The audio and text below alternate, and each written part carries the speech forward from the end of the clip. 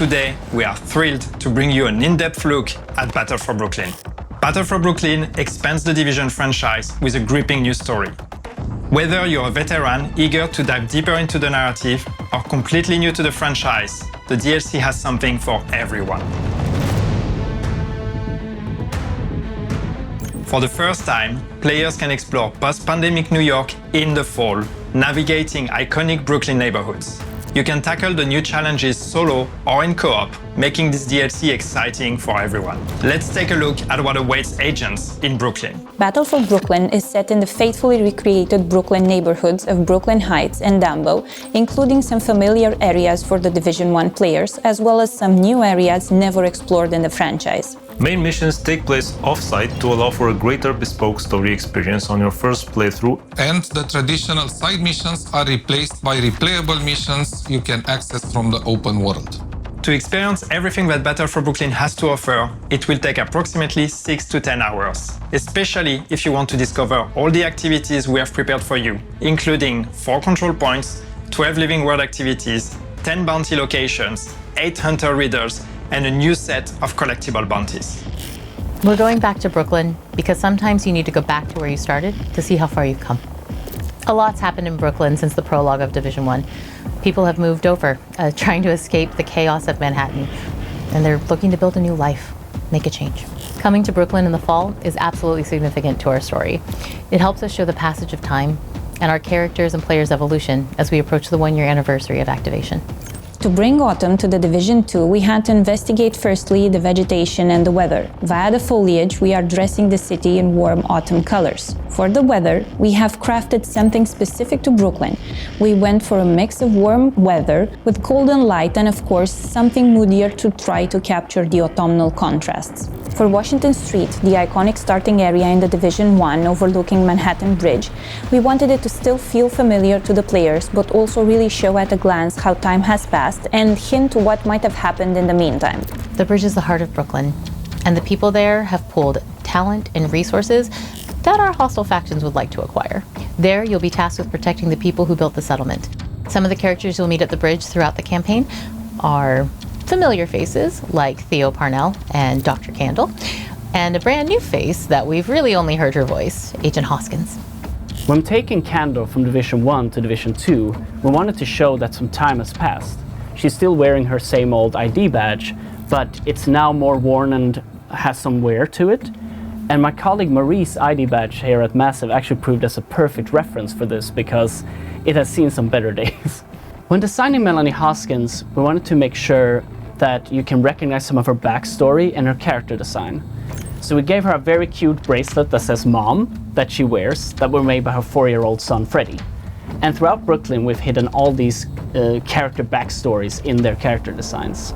The settlement evolves throughout the campaign in multiple stages. What we wanted to capture here is the feeling of community coming together, building and protecting themselves. Brooklyn was hit by the hurricane alongside Manhattan, only here things happened a bit differently. For some areas, the people in Brooklyn have come together to protect the shoreline from the hurricane, so its impact on the city has not been the same as in Manhattan. Moreover, the community has also started cleaning up after the storm.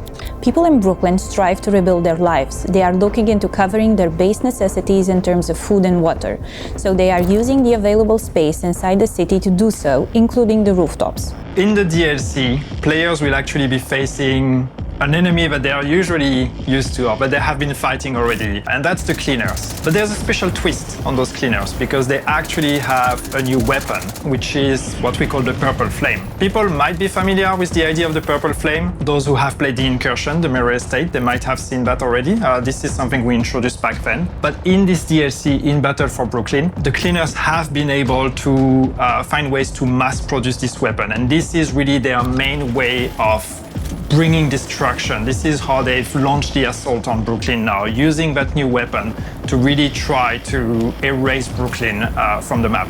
So as an agent, you have to go there, not just face the cleaners as you know them, but face the cleaners with that extra level of threat and of danger because of the Purple Flame.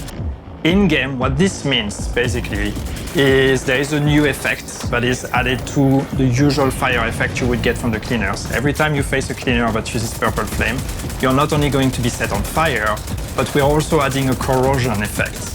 And this corrosion, what it does is it's basically reducing your max armor. So the longer you engage in a fight against cleaners with Purple Flame, the lower your armor gets. And even if you use armor kits, even if you try to heal, you're only going to be able to go as high as what your new maximum is. And that maximum keeps decreasing the longer you fight them. And of course, this is part of our story. This is part of why the cleaners are coming to Brooklyn, or why you need to go there and stop them, because it's an unusual threat. It's something that even the civilians in Brooklyn are not used to. We are going to have to find out how did they produce it, where are they producing it, and how did they get all the supplies they need to actually be able to mass produce this new weapon. No Division story would be complete without the hunters. In Brooklyn, we have 8 new riddles and 8 masks that you can unlock, if you're willing to take on the challenge. For the Brooklyn Hunters, we wanted their uniforms to actually match their mask designs a bit more than they usually do, and that will also echo into the game design of the puzzles that unlocks them. We wanted to create a cohesive theme while maintaining the amazing classic hunter look. Control points are a big part of the open world. With Brooklyn, we've taken them one step further. Based on faction ownership, players can expect a different challenge every time they encounter the same control points. Each hostile faction has its own unique ingredients. The Cleaners have the Purple Flame, while the Rikers also have some surprises up their sleeve. Players can expect to encounter those new ingredients in every control point in Brooklyn. For players wanting a bigger challenge, increasing the global difficulty will also have an impact on the amount of ingredients that they encounter in the control points. Smart Cover returns in Battle for Brooklyn as a reimagined skill for PvE and PvP. Using the Smart Cover will reinforce cover, grant buffs to offense and defense, and enhance pulse resistance for all allies. Players can choose between 2 variants, the Precision Smart Cover and the Fortified Smart Cover. Both variants have some stats tuned differently for PvP. In the DLC, we have a new exotic mask called the Catalyst, and it's actually perfect against the Cleaners as it gives bonus for dealing and receiving status effect damage. So while burning, you can maintain ADS without disruption. When doing the effect for the Catalyst, we wanted to invoke the feeling of a dying fire. So when you move, the air stokes the fires, causing the mask to flare up more and more the faster you go. But when you stop, the fire slowly dies and only smoke remains. Battle for Brooklyn launches on May 27, 2025.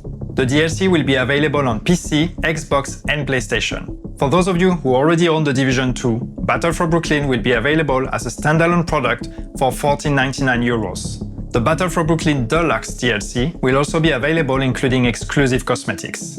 You can visit Ubisoft Store to see the options and wishlist the DLC. If you have friends who don't own the game yet, let them know that the DLC will also be available for new players in our new Gold Edition and Ultimate Edition, giving them immediate access to the main game, Warlords of New York expansion, and the Battle for Brooklyn DLC in May.